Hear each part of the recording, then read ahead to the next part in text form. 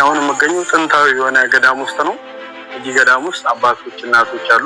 መጽሐፍ ቅዱሱ ምኑ ጋር እንዳለ የጴንጤ መጽሐፍ ሳሙኤል ግን ስለሚያውቀው ነገር ነው እየተናገረ ያለው። አባቶች ሲናገሩ ምን እንደሚሉ ታውቃለህ? ፈሳም አንድ ጎማ አይነፋም ይላሉ። ሁላችንም ከመቀመጫችን ብድግ ብለን ለመጋቢ አዲስ በጋሻው ደሳለኝ እናጨበጭ።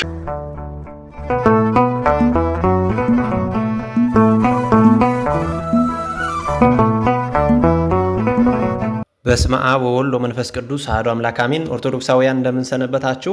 እንግዲህ ዛሬ አዲስ መረጃ ይዤ መጥቻለሁ። ይህን መረጃ ቪዲዮውን ላይክ በማድረግ በመጀመርና ሼር በማድረግ ቪዲዮውን አቅም በመስጠት እንድትጀምሩልኝ እፈልጋለሁ። ሰሞኑን በቲክታክ ፕላትፎርም ላይ ሲዘዋወር ያየሁት አንድ መረጃ ነው። ነገር ግን የኦርቶዶክሳውያን ልጆች ብዙ ስትሰሩበት አላየኋችሁም።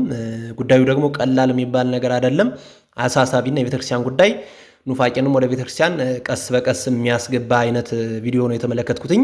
እንግዲህ እዚህ ምስሉ ላይ የምትመለከቱት ልጅ አቤል ይባላል። ያው ዲያቆን አቤል ነው የሚል ፕሮፋይሉ። ነገር ግን ዲቁናውን እኔም ሆነ ቤተክርስቲያን ስለማታምንበት አቤል እያልኩኝ ነው የምጠራው። አቤል ይባላል። ወደ 81600 አካባቢ ድረስ ተከታይ ያለው።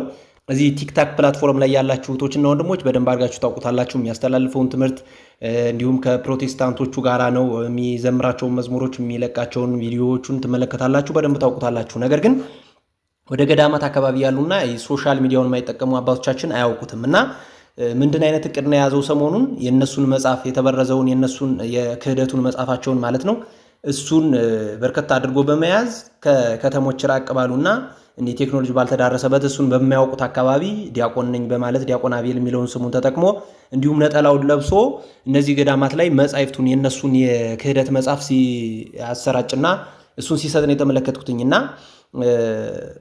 ይህን መጽሐፍ እንግዲህ ሲሰጥ የነበረ አንድ ቤተክርስቲያን ዋና እሱ ቪዲዮ የሰራበት የቤተክርስቲያኑ አስተዳደር አውቆት ወዲያውኑ ቪዲዮ ሰርተዋል። ይህንን እኔ ሳላመሰግን ማለፍ አልፈልግም። ምክንያቱም እንዳመጣጡ መልሰውታል።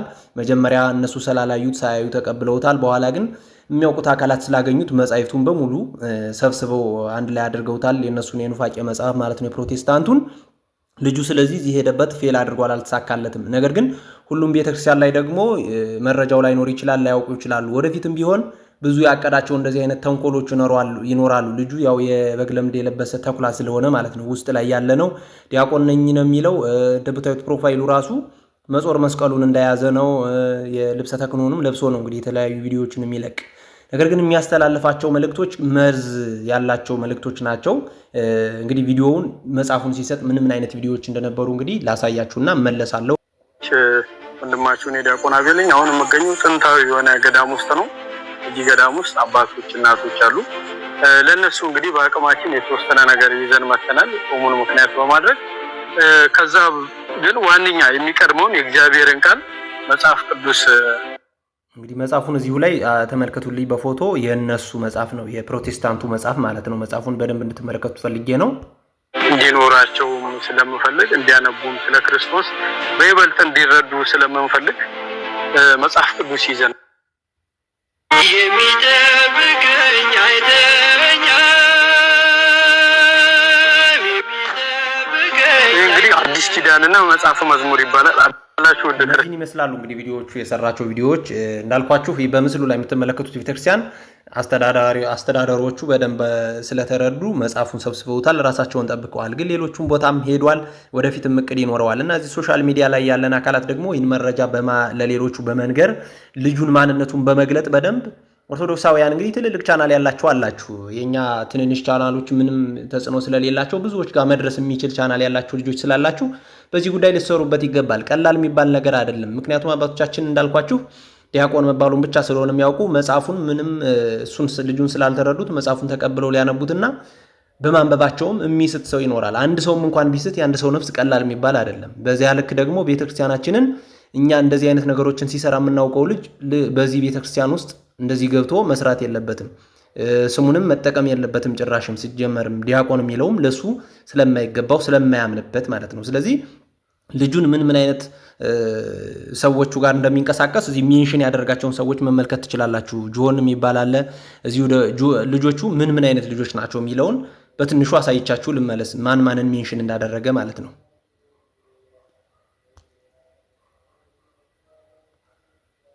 እንግዲህ አንደኛው ሜንሽን የተደረገው ይሄ ነው። ጆን ይባላል። ታውቁት መጽሐፍ ቅዱሱ ምኑ ጋር እንዳለ የጴንጤ መጽሐፍ ወዲያውኑ እንግዲህ በስሜት መጽሐፉን የዚህ ቤተክርስቲያን አስተዳደር ሰብስቦ እንደያዘው መረጃው እንደደረሰው ነው እንግዲህ ይሄ ልጅ ሪፕላይ እያደረገ ያለ ሜንሽን የተደረገ አንዱ ስለሆነ በመጀመሪያ ደረጃ መጽሐፉን እግራቸው ስራ አይደለም በስርዓት ነው ያስቀምጡት። ሲቀጥል ሁለተኛ ደግሞ ይሄ ቃለ እግዚአብሔር ትክክለኛ አይደለም የኑፋቄ የክህደት ስለሆነ የትም ቦታ ላይ ቢያስቀምጡት ይህቺ ቅድስት ቤተክርስቲያን ቅድስት ኦርቶዶክስ ተዋሕዶ ቤተክርስቲያን ናት። የእነሱ የፕሮቴስታንት አዳራሽ ስላልሆነ የትም ቢያስቀምጡት የሚመለከተውና የሚያገባው ጉዳይ አይደለም። የእነሱን የክህደት መጽሐፍም ተቀብለን እኛ ጥሩ ቦታ ላይ የማስቀመጥ ግዴታም የለብንም። የማስቀመጥ ስርዓትም የላትም ቤተክርስቲያን የእነሱን መጽሐፍ በክብር የማስቀመጥ የክህደት መጽሐፍ የምታስቀምጥ ቤተክርስቲያን የለችንም እኛና ልጁ አንደኛው ይሄ ነው። እንደው ወንድማችን የሁላችንም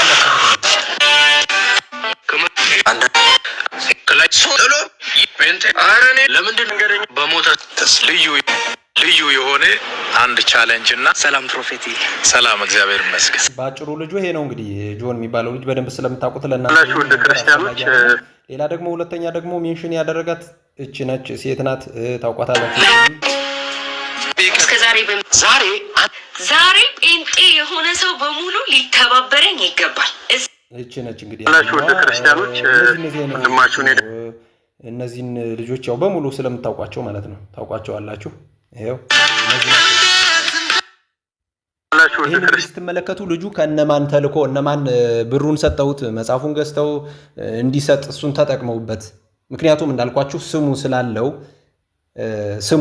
ስሙ መጀመሪያ የነበረው ዲያቆን የሚለው ስም ስላለው በቀላሉ ታማኒነትን ያገኛል ብለው እነሱ ቢሄዱ ታማኒነትን አያገኙም፣ የሚቀበላቸው የለም። ነገር ግን ልጁን የበግ ለምድ የለበሰ ተኩላ ስለሆነ በቀላሉ እንዲገባ እሱን ተጠቅመው መጻሕፍቶቹን ገዝተው የሰጡት ሰዎች እነማን እንደሆኑ እንግዲህ በቀላሉ እዚህ ሜንሽን ባደረጋቸው ሰዎች ማወቅና መረዳት ትችላላችሁ ማለት ነው። ስለዚህ ይሄ ቀላል ነገር አይደለም። እነሱ በደንብ አስበውበት ልጁን ልከው በእጅ አዙር በሱ ተጠቅመው የሰሩት ነው። ልጁ ደግሞ እንዳልኳችሁ የራሱን ቪዲዮዎች ደግሞ ላሳያችሁ እችላለሁ። ልጁ ደግሞ ምን አይነት ቪዲዮዎችን ሲሰራ እንደነበረ ደግሞ ላሳያችሁ። ደግሞ ወደ ራሱ ፕሮፋይል እንግባና ምን ቪዲዮዎችን ሲሰራ የነበረ ልጅ ነው ከዛ በፊት። ይህንን ቪዲዮ ሁሉን የፈጠረ ሰላም ለእናንተ ይቅርታ ነገሮች በየስም በነገራችን ላይ ፓስተር ዮናታን አክሊሉ ስለአንተ ታቦት ቀይ ይሁን ቢጫ ይሁን ምን ይሁን የሚያቅል ነገር የለም። ትዝታው ሳሙኤል ግን ስለሚያውቀው ነገር ነው እየተናገረ ያለው። አባቶች ሲናገሩ ምን እንደሚሉ ታውቃለህ? ሺህ ፈሳም አንድ ጎማ አይነፋም ይላሉ። እንግዲህ እዚህ በምስሉ ላይ የምትመለከቱት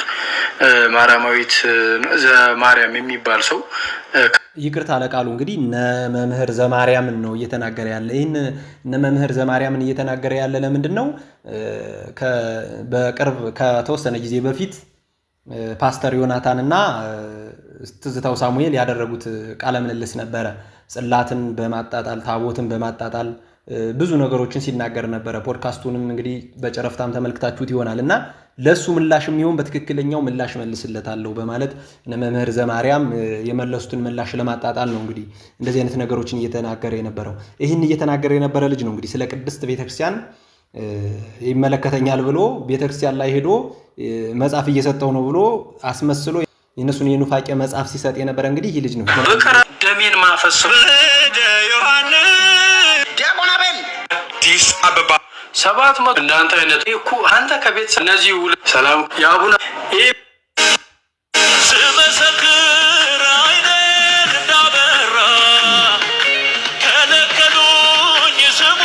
ይህ ቪዲዮ በፌደራል ለነብዩ አንዴ ሁላችንም ከመቀመጫችን ብድግ ብለን ለመጋቢ አዲስ በጋሻው ደሳለኝ እናጨበጭባለን። እንግዲህ ልጁን በደንብ ተመልክታችሁታል። ምን አይነት ቪዲዮዎችን ሲሰራ እንደነበረ።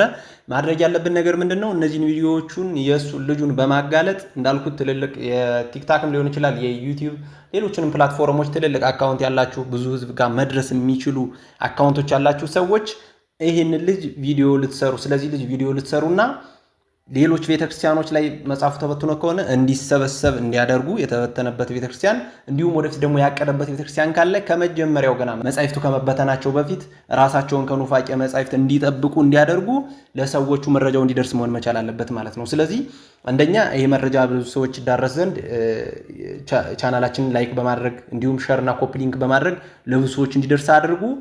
ትልልቅ ቻናል ያላችሁ ሰዎችም ይህን ቪዲዮ ስሩበትና ቤተክርስቲያናችንን ከእንደዚህ አይነት የኑፋቄ ትምህርት ልንታደግ ይገባናል ማለት ነው። ቅድስት ቤተክርስቲያናችንን ከክፉ ነገር ይጠብቅልን። በቀጣይ ቪዲዮ እስከምንገናኝ ቸር ሰንብቱ። በዚህ ይቆየን።